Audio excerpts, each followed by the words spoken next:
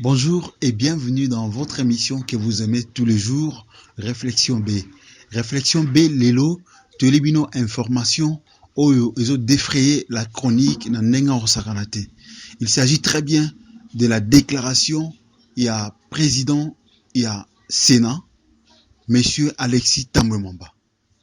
Monsieur Alexis Tambwe Mwamba, na interview accordée na Radio Top Congo à Kinshasa, à lobby Ponaye, mesure au chef de l'État Zouaki. Ordonnance Oyo et décréta qui état d'urgence sanitaire selon lui est conformité à la constitution. Mais quelques temps après, Cour constitutionnelle va réagir, va opérer sa conformité, il y a ordonnance à chef de l'État, va lobby que état d'urgence et chef de l'État est conforme à la constitution. Il est qu'on est créé polémique makasi. Bat bazoui bati.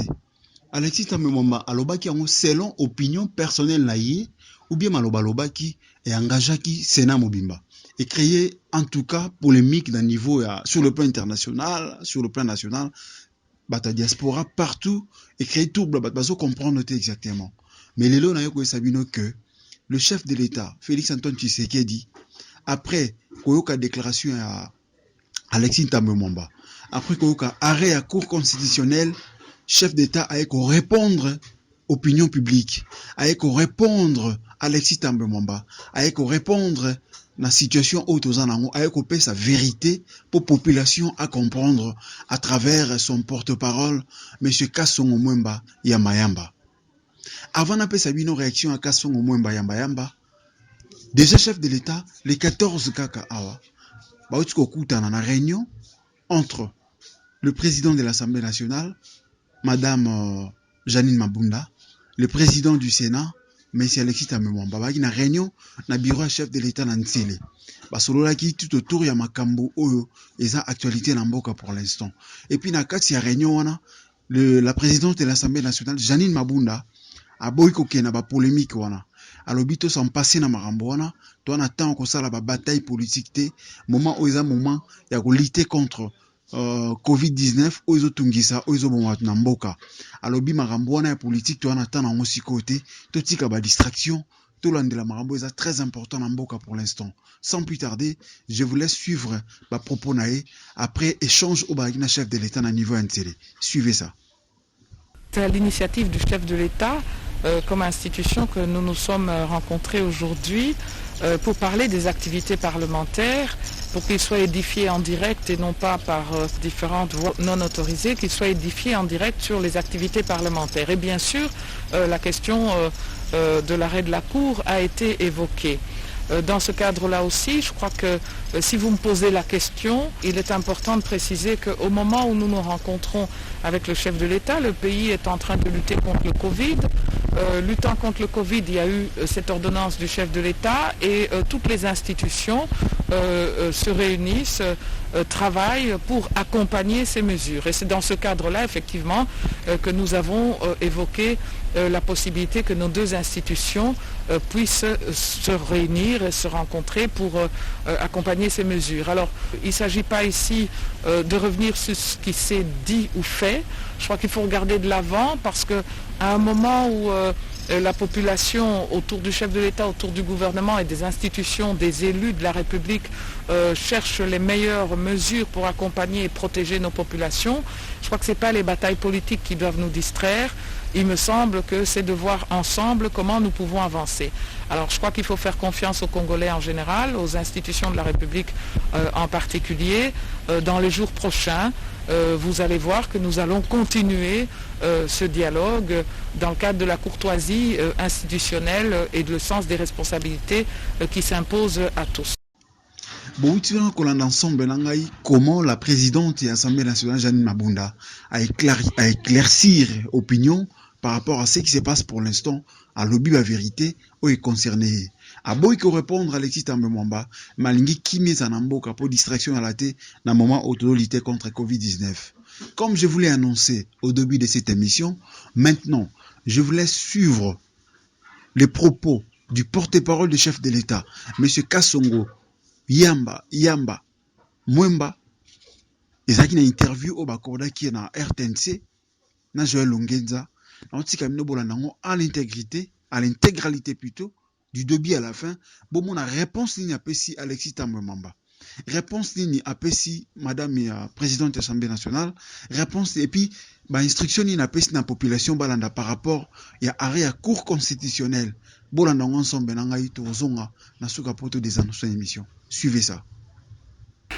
C'est vrai, on a été un peu surpris de voir ce que les médias nous ont fourni, parce qu'en réalité, le président du Sénat a quand même fait des déclarations qui nous ont laissé un peu pantois. Et aujourd'hui, je pense qu'effectivement, la présidente de l'Assemblée nationale a raison de dire qu'on ne revient pas en arrière, et surtout que le juge constitutionnel s'est prononcé, a déclaré que l'ordonnance numéro 20-014 du 24 mars du chef de l'État est bien conforme à la Constitution. Il est vrai que du point de vue juridique, du point de vue du droit, le débat est clos. Naturellement, dans les facultés, dans les laboratoires, on va peut-être continuer à discuter. Mais ici, je pense que cette attitude où l'on aurait voulu effectivement qu'il y ait cette courtoisie interinstitutionnelle, à la place, on est allé déclarer tout simplement que le président, que la décision du président, que l'ordonnance du président n'était pas conforme à la Constitution. Ça a quand même posé un certain nombre de problèmes, et ce sont des problèmes qui ne sont pas simplement juridiques. Et est-ce qu'il y aura des conséquences sur le plan juridique ou politique de cette précipitation du président du Sénat dans sa déclaration? Non, il faut déjà saluer qu'il y ait eu cette rencontre aujourd'hui, parce que ça a permis certainement de clarifier un certain nombre de choses, parce que lorsque cette déclaration a été faite, vous savez ce que la toile a véhiculé autour de cette prise de position du président du Sénat, eh bien, les personnalités, la population commençait à se poser des questions sur, effectivement, la constitutionnalité de l'ordonnance du chef de l'État. La Cour s'est prononcée, mais je pense que c'est aussi ici l'occasion de demander que, quand on est à la tête d'une grande institution, on puisse poser des actes de façon réfléchie et surtout de façon responsable. Parce que, qu'est-ce qu'à dire que l'ordonnance du président est inconstitutionnelle? Donc, si cet arrêt de la Cour avait dit que l'ordonnance était véritablement inconstitutionnelle, quelles auraient été les conséquences? Mais puisqu'aujourd'hui, l'arrêt de la Cour conforte la position du chef de l'État, c'est quelqu'un qui respecte, qui est le garant des institutions, qui respecte les lois de la République, maintenant on se pose la question, ce qui a été déclaré doit quand même aussi porter à conséquence. Doit porter à conséquence, parce que s'il y avait eu... Et vous pensez à quelles conséquences? Ce qui a été déclaré, d'abord la personne qui a fait cette déclaration, je crois qu'aujourd'hui que la Cour a donné raison au chef de l'État, ne va pas se murer dans le silence. À tout le moins, on s'attendrait à ce qu'elle revienne sur ses paroles, ne fût-ce que pour s'excuser. Parce qu'on a jeté quand même de l'opprobre sur un acte posé par le président de la République. Ça, c'est la première des choses. Mais ce qu'il faut dire aussi, et c'est peut-être là qu'on doit se réjouir, c'est que véritablement la réponse qui est venue aux interrogations de tout le monde, ce n'est pas la réponse du président Félix Antoine Tshisekedi, c'est la réponse d'un État de droit. C'est la loi, c'est le droit qui ont parlé. Et là, je pense qu'on peut quand même s'en réjouir. Si nous étions précipités pour contrer, on allait dire, voilà, il dégaine, etc. Il ne s'agit pas ici d'aller déterrer une guerre entre les institutions. Au contraire, le président est le garant du bon fonctionnement des institutions. Et donc, je suis vraiment heureux qu'aujourd'hui, cette rencontre ait pu avoir lieu. Maintenant, il faudrait quand même aussi que nous puissions faire attention. Chacun est libre d'exprimer son opinion. Mais il a parlé en tant que citoyen congolais ou bien il a parlé en tant que président du Sénat. Oui, mais il faudrait quand même faire attention parce qu'il ne faudrait pas que l'opinion personnelle du président du Sénat puisse être considérée comme étant la position de l'ensemble de l'institution. Ça, je pense que ce sont des choses qu'il faudrait, sur lesquelles, je ne sais pas quel mécanisme faire pour qu'on commence à éclaircir l'opinion, à éclairer la lanterne des gens. Moi, je pense également que dans l'arrêt qui a été rendu par la Cour a rappelé une chose fondamentale. C'est la Cour constitutionnelle qui est le juge des actes du président de la République. Mais au lieu d'attendre que cette Cour, qui avait déjà été saisie depuis le 9 avril 2020... Justement, on se pose la question, qui a saisi la Cour?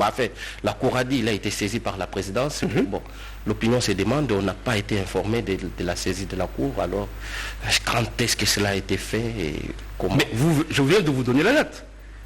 Et de toute façon, d'abord, il n'y a pas de délai constitutionnel pour que on saisisse la Cour constitutionnelle. Il n'y a pas de délai prévu par la Constitution. Quoi qu'il en soit, les services de la présidence ont déposé cet acte présidentiel, cette ordonnance, auprès de la Cour constitutionnelle, qui avait la latitude de se prononcer sur la constitutionnalité. C'est une obligation en réalité. C'est une obligation qui est prévue dans les textes légaux.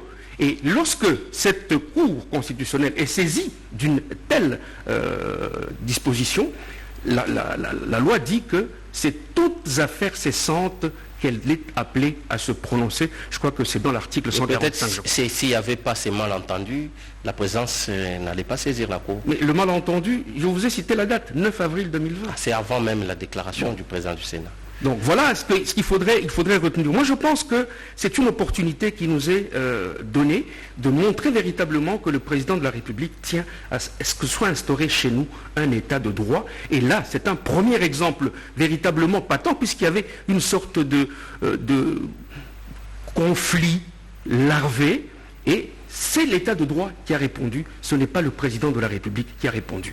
Je rappelle également que dans les arrêts de la Cour constitutionnelle, elle rappelle également cette Cour qui doit déclarer la constitutionnalité. Elle rappelle, et c'est le seul article que je vais vous lire peut-être, c'est au 7e feuillet, où il dit « N'ayant pas saisi le Congrès », puisqu'en fait c'était ça la pomme de discorde, ceux qui pensaient qu'il fallait absolument l'autorisation du Congrès, il dit « N'ayant pas saisi le Congrès en l'espèce, le demandeur, c'est-à-dire le président de la République, n'a pas violé la Constitution pour avoir usé de l'alternative qui lui est reconnue par l'article 85 de la Constitution. » Donc moi je pense effectivement que là le débat juridique est clos.